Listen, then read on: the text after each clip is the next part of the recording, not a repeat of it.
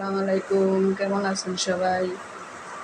আজকে শুক্রবার, আজকের ব্লগটা শুরু করে দিলাম। আজকে আমি যেহেতু শুক্রবার আর জামামনি আসছে বেড়াতে, এই জন্য আজকে আমি মুরগি দিয়ে বিরিয়ানি রান্না করব। তাহলে চলুন দেখি দেখি আমরা কী রান্না করি।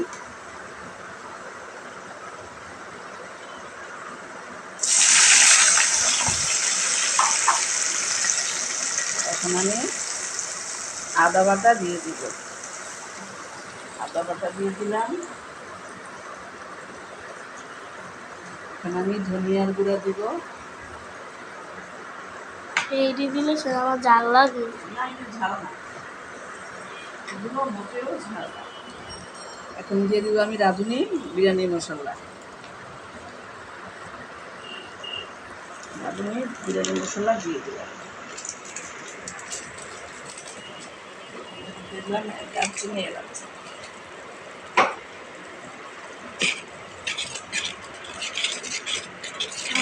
বিরিয়ানির গন্ধ এবারে হয়ে গেছে। এখন বিরিয়ানি রাঁধুনি, তবে ও বিরিয়ানির গন্ধ বের হয়ে গেছে অনেক তাড়াতাড়ি।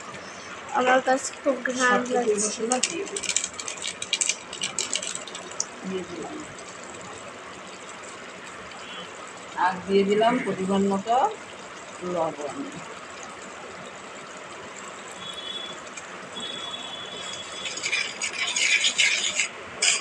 আমি মশলাটা কষিয়ে নেব। আমার মশলাটা কষানো হয়ে গিয়েছে, এখন আমি মাংসগুলো দিয়ে দিচ্ছি।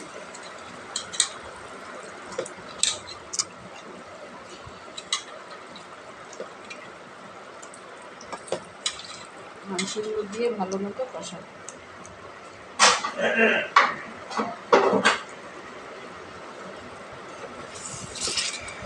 মাংসগুলো দিয়ে ভালো মতন রান্নাটা কষাবে, মানে মুরগিটা কষাবে।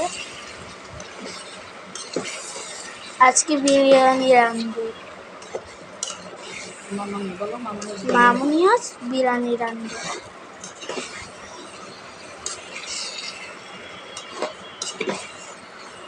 এই মশলার ঘ্রাণটা সেই, মানে অনেক ঘ্রাণ আছে এটা, না? হ্যাঁ হ্যাঁ, মশলার ঘ্রাণটা অনেক সুন্দর, শাহি শাহি ঘ্রাণ। যেহেতু শাহি মশলা, সেহেতু শাহি শাহি ঘ্রাণ হবে। এই পর্যায়ে আমি মাংসটা নাড়াচাড়া করে নিব।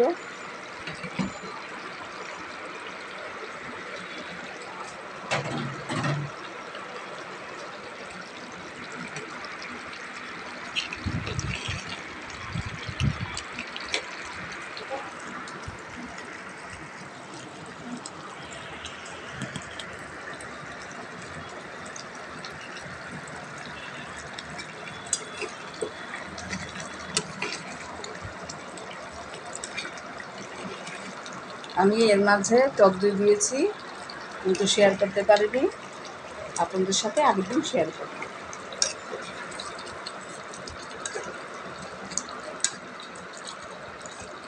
গ্রামটা যে বের হয়েছে, সুন্দর একটা ঘ্রাণ।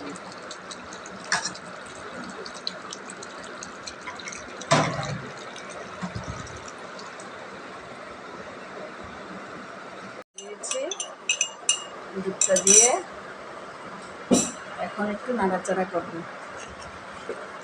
চিনি দাও না? চিনি দিয়েছি, দুধ দিয়েছি, কালারটা অন্যরকম হয়ে আসছে।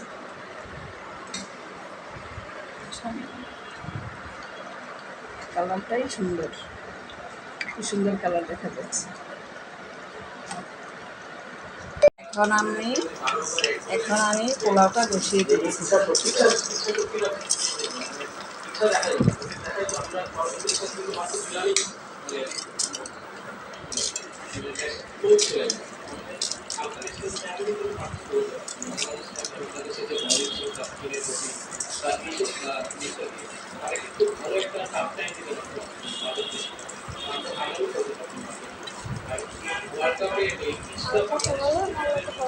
এখন আমি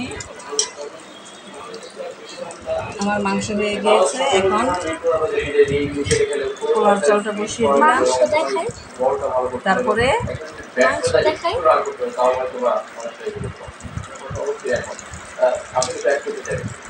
এখন পোলাওটা বসিয়ে দিয়েছে, এখন পোলাও রান্না একটু নাড়াচাড়া করে দিব।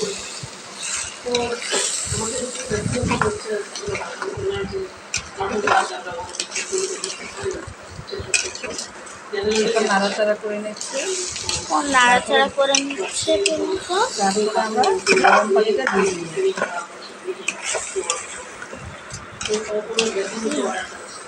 চালটা ভেজে নিচ্ছি, ভালোভাবে ভাজতে হবে। তারপরে আমাদের জারামণি গোসল করে তারপরে তার ডাক্তারাতি আসলে খাবে। এই পর্যায়ে আমরা পোলাওটা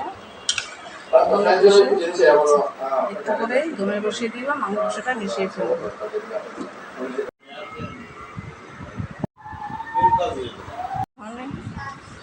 মাংসটা মিশিয়ে নেব। রান্নাটা হয়ে গিয়েছে, আলু মিশালাম। এখন রান্নাটা একসাথে মিক্স করে নেব, একসাথে মিক্স করে নেব।